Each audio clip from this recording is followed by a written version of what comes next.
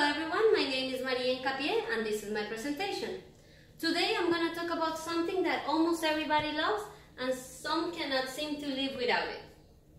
It's this amazing beverage that gives us an extra boost of energy and helps us stay awake through our long journeys at school or our jobs. As Colombians, we have a really big sense of ownership and proudness about this product since we are the second producers around the world and we're always related to it. To my surprise, coffee wasn't discovered in Colombia. It was discovered in a country far away from Colombia called Ethiopia. According to the National Coffee Association, there is a legend about a herder called Kaldi who once watched how his goats got really energetic and hyper after consuming a cherry from a certain tree. He decided to try it on himself and it had the same effect in his body. After that finding, he reported to at the local monastery and they prepared a drink for the monks to stay awake on alert through their long prayers or evening prayers. That's how coffee became so popular around the world. A year ago, I had the opportunity to go to my hometown, Colombia, and visit one of the coffee farms in Quindío, the coffee zone of Colombia. This is the type of farms that you find there, which they have a lot of trees, coffee trees like the ones you see here, here, and here. These trees take between 3 to 4 years to bear fruit once they're planted, and after they have this red cherry, which means that the bean is ready to be harvested.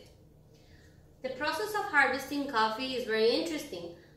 All the harvesters have to wake up really early, around 4 in the morning, to hand-pick all the red cherries from the tree. This is a picture of me harvesting coffee, and this is the picture of a natural harvester in Colombia.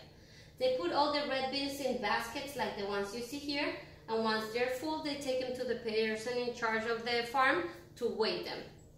After they've been weighed, they put them in the pulping machine, which divides the skin and the pulp from the actual bean. Those beans are transported to a big pool full of water that where they put all the beans, and the good beans stay in the bottom and the bad beans float.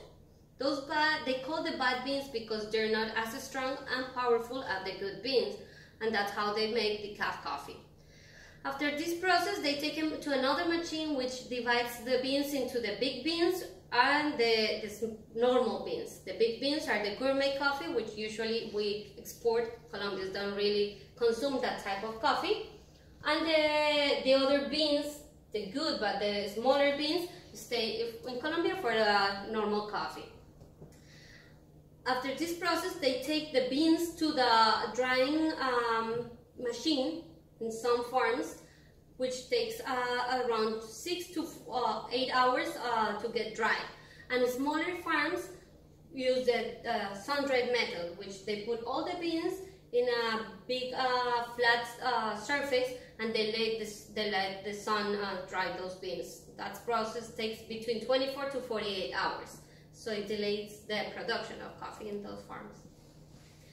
After that, they take those beans to the big oven that roasts the coffee and gets it ready to be taken to the local markets.